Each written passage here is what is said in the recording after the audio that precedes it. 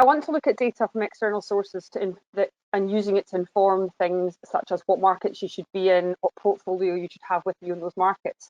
But then I just want to touch on the end about how we've used that data or some of that data internally at the University of York to drive some process and decision making. So as Alan said, no presentation is complete without a funnel, pipeline, student journey, whatever you want to call it.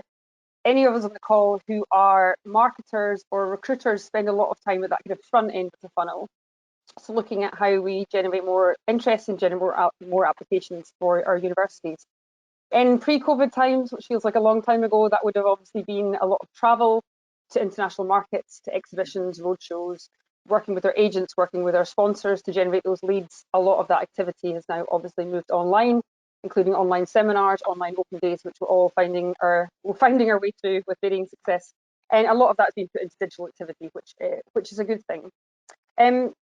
When we're thinking about how we generate more applications, and if we click onto the next slide, actually, when we're thinking about how we generate more applications, both of the other speakers have spoken about HISA, and for our American friends on the call, that's equivalent really of open doors data. So it looks at all the institutions across the UK. We return our HISA information, which is the Higher Education Statistics Agency, and it basically gives us a snapshot in a year of market trends and market share. So we can see how many students from China are going to different institutions, how many students that are doing business are coming from China into which institutions.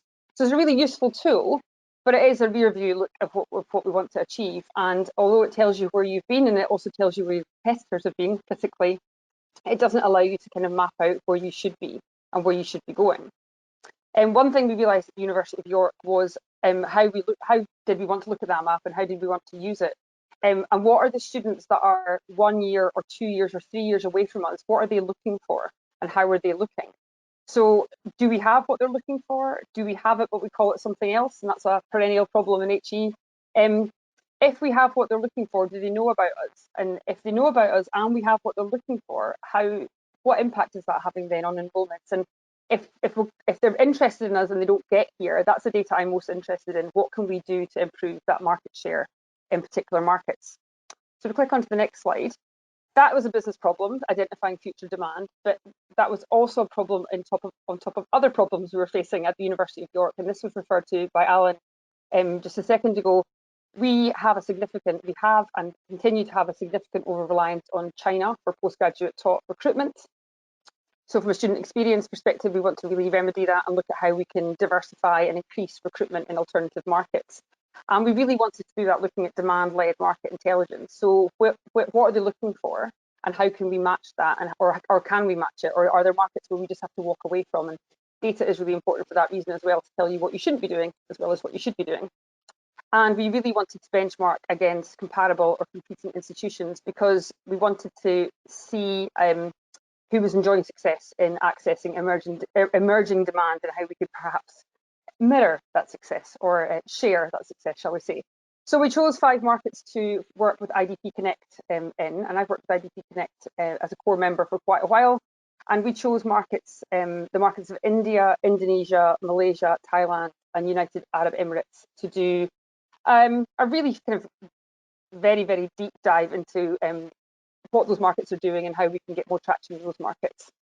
So if we click onto the next slide, what we were trying to achieve there, what answers we were trying to achieve with the support of the VC, we wanted to commission IDP Connect as a consultancy to look at specialist data consulting. As Claire said at the start of the call, we really wanted to tap into their desk research, the primary research that they were able to do using the unique student demand data that they have, application data, the international network, the counsellors, and that's really important to what we've been able to achieve with this piece of work. And we really wanted to then present back a detailed project plan to our executive board to let them know what we were doing. So if you can click on to the next slide, I'll just talk about some of the key outcomes that we had, or the key outcomes that we've had. The key outcomes of what we wanted to achieve by working with IDP Connect was an unbiased view of the university's current position and the clearest opportunities that we had within each of those markets. And the markets were chosen based on IDP Connect having a really big presence there through their extensive networks, and we also have staff in some of those countries as well. We don't have staff in the United Arab Emirates, but we have staff covering the other markets that we were looking at. And although the IDP Connect work is looking at their networks and their search data, and their counsellors, we can use that as a bit of a proxy for the rest of the region, because a lot of the markets that we were looking at, IDP is the dominant player, and they have such an extensive network of sites that we were able to use that as a bit of a proxy for what was going on in the rest of the kind of non-IDP markets. So we wanted that unbiased view of the university's current position, and unbiased is really important in that situation. We are going through quite a lot of change at the University of York at the moment. We have a new Vice Chancellor who's driving quite a lot of strategic initiatives, and we're about to set our 10-year strategy. And we wanted to take some of the emotion or feeling out of some of the decision making and use the data to drive those decisions. And I'll come on to kind of one of those decisions that we've been working on using this data and other sources as well. We wanted to look at strategic recommendations for brand awareness and prospective student demand. Portfolio gaps we wanted to look at, particularly in those international markets, and we wanted to look at specific recommendations on any new programs that we could be looking at delivering. So if you click onto the next slide, and we can just go through these quite quickly, but that one is really looking at how we've used the data from those regions to set the scene around demand. We acknowledge that not everyone in the institution is internationally focused, and they may need a bigger macro view of what's happening in those territories, because although as recruitment staff, we know if we're trying to get this message bought in by people at a senior level on the board, they don't know the detail that we know. So that overall student placement enrollment information was really helpful. The next slide then looks at subject demands and maps not only our provision against that, but provision of identified competitor sets, which was really interesting. The next slide, this is examples. We've taken some of the data out here, mainly because I haven't presented this back internally yet. So actually, you're getting a view of this before the executive board have. So we've taken out some of the metrics that have come back.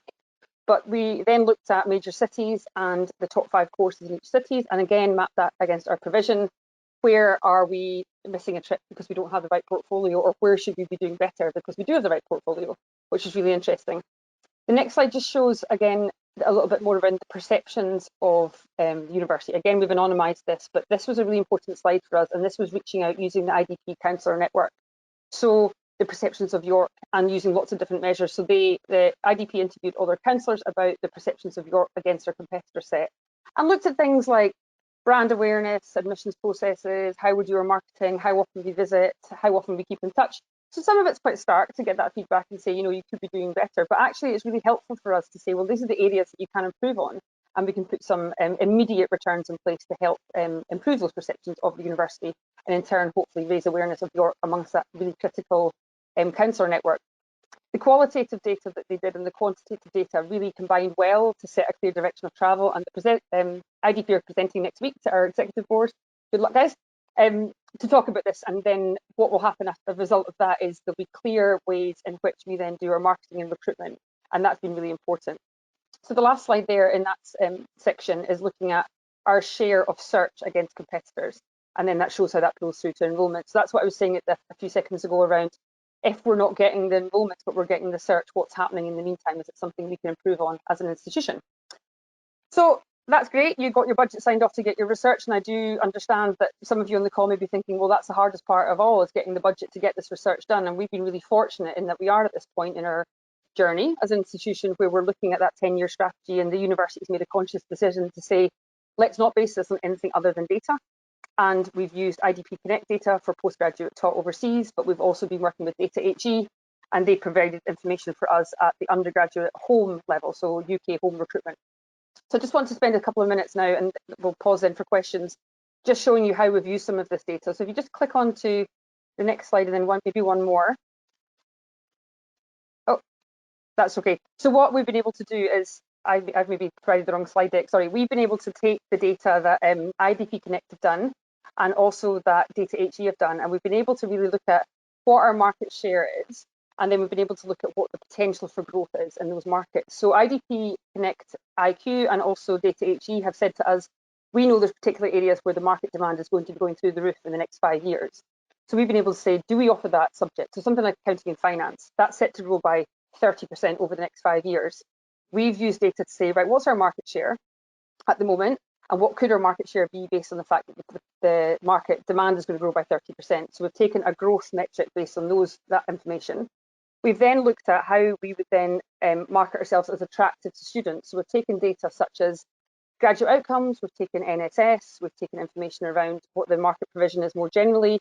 And then we've said, actually, are we attractive to students in those areas? And between those two metrics, so potential for growth and attractiveness for students, we've then said, well, actually, if it's a low potential for growth and a low attractiveness for students, what should we really do now? And we've been able to come up with, and I'll share the slide afterwards if it's useful, but we've done a kind of Boston Consulting Group matrix. We have moved away from some of the language around cash cows and dogs, but we've talked about how we might refine some of those programs. So if a program has a low attractiveness for students and it's got a low potential for growth, we have to work on refining that product and that portfolio.